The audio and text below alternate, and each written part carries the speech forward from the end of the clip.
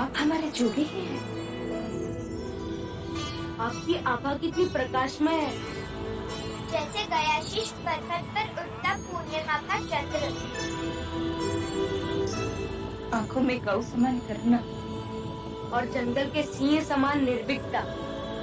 आभार तुम सबका, आभार। हमने तो कुछ नहीं किया। निस्वार्थ प्रेम किया। आपको आपकी जो खोज थी वो पूर्ण हुई, है ना? हाँ, सोया जाग गया। ये कैसे अद्भुत खोज की आपने।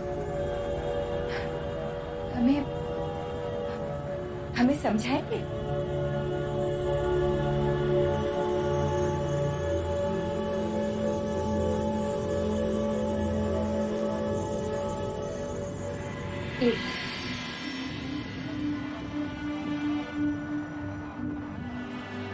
पहले आप तो ले लेते।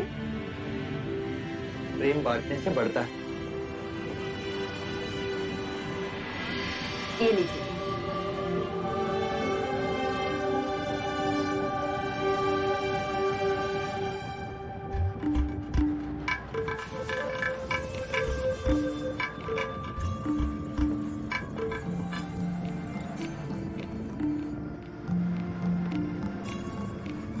जब हम नारंगी खाते हैं हम उसे पूर्ण जागरूक होकर नहीं खाते।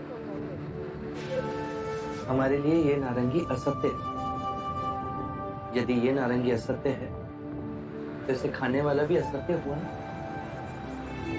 बेहोशी में हम इसे खाते हैं। यदि हम इसे होश पूर्वक खाएं तो इसका अर्थ है हम पूरी चेतना से इस नारंगी के साथ एक रिश्ता जोड़ रहे हैं।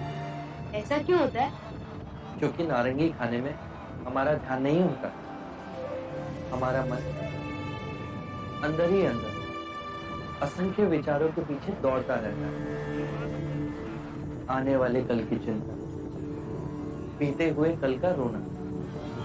यदि वो इस ही क्षण में हो तो ये नारंगी यथार्थ है और फिर तुम भी यथार्थ हो, सत्य हो।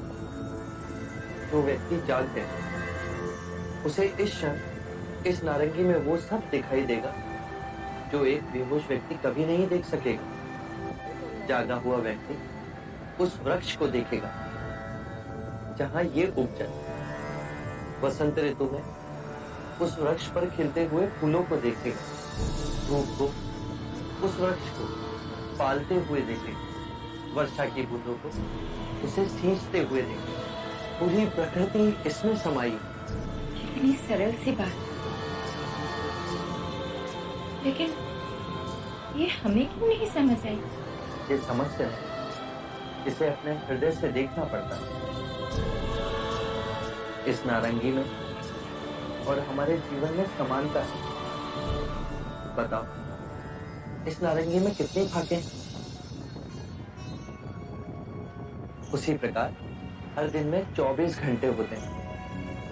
24 घंटों को होशपूर्ण इस तरह से जीना जैसे इस नारंगी की एक एक भाग का रस तक दिन के पल को चेतना में जियो। जो पीछे चला गया उसका ना राग मन में हो और ना ही आने वाले कल के सपनों की नींद में मूर्छित हो। इसी क्षण में पूर्ण जियो। यदि जीवन ऐसे जी लिया तो एक समझ जागेगी अपने विषय में और उसमें, जिसे हम अपने से बाहर समझते हैं। यदि ये समझ जागेगी तो हमारे अंदर करुणा और प्रेम का भाव स्वाभाविक जागेगा और उस करुणा और प्रेम हम एक दूसरे को स्वीकार करेंगे। हम स्वयं जान जाएंगे कि हम में और अनेक में कोई भेद नहीं। एक ही चेतन, एक ही स्रोत। अब इसे खाइए।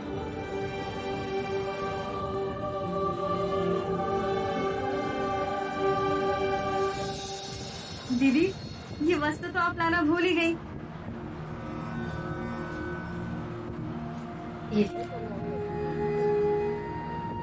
मुनिवर, जब आप साधना में थे तब दीदी और मैंने आपके लिए बनाया था।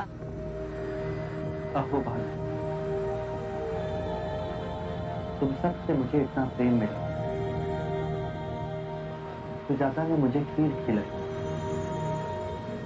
स्वाति ने मेरे लिए उषा का आसन बनाया।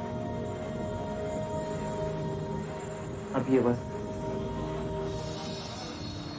अब जाने का समय हो गया। क्या आप हमें छोड़ के चले जाएंगे? आप आज अभी तो ना जाएंगे? वो आज नहीं जाएंगे। जोगी की बात ही नहीं समझी तुमने। इसी क्षण में जियो। जब तक वो नहीं जाएंगे तब तक तो हमारे साथ ही है।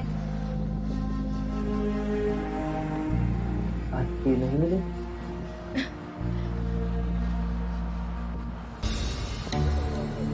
आप चले जाएंगे तो? स्वाति, यदि मैं यहाँ रुका तो कितने प्राणी इस संसार में मुक्ति के मार्ग से वंचित रह जाएंगे। परंतु हम आपके बिना कैसे रहेंगे? देखो स्वाति,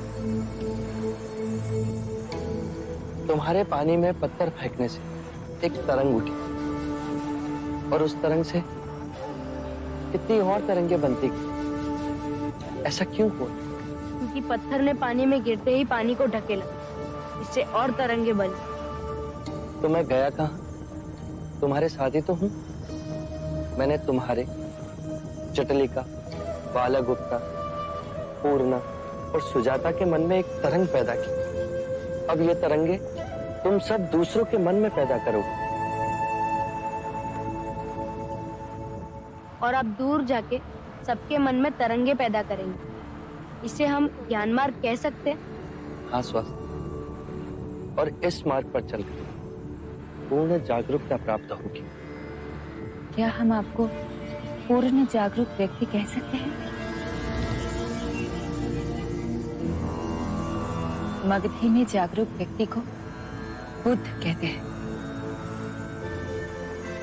क्या हम आपको बुद्ध कह के संबोधित कर सकते हैं? अवश्य। बुद्ध, बुद्ध, बुद्ध, बुद्ध, बुद्ध, बुद्ध, बुद्ध, बुद्ध, बुद्ध, बुद्ध, बुद्ध। और जिस वृक्ष के नीचे आप जागृत हुए, क्या हम उसे बोधि वृक्ष कह सकते हैं? हाँ, जिस वृक्ष के नीचे सिद्धार्थ बुद्ध बने वो बोधि ही कहलाएगा। बोधि वृक्ष, बोधि वृक्ष, बोधि वृक्ष, बोधि वृक्ष, बोधि वृक्ष, बोधि वृक्ष।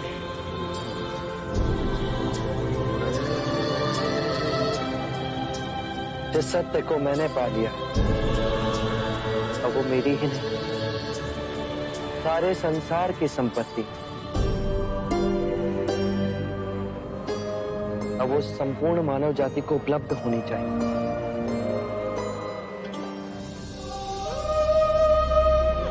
आप हमें कभी ना मिलेंगे।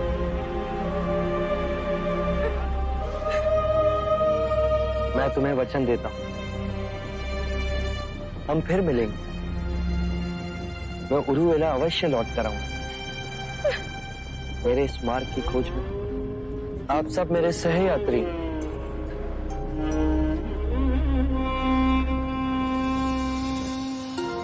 अश्रुओं के साथ मुझे विदा करोगे तो मेरा मन भारी हो जाए। आप सब मुझे मुस्कुराकर विदा करें।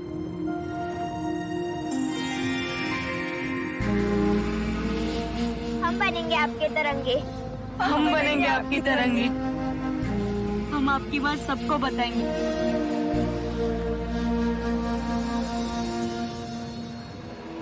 आरंभ हो गई निर्वाण प्रथा, सुनो सुनो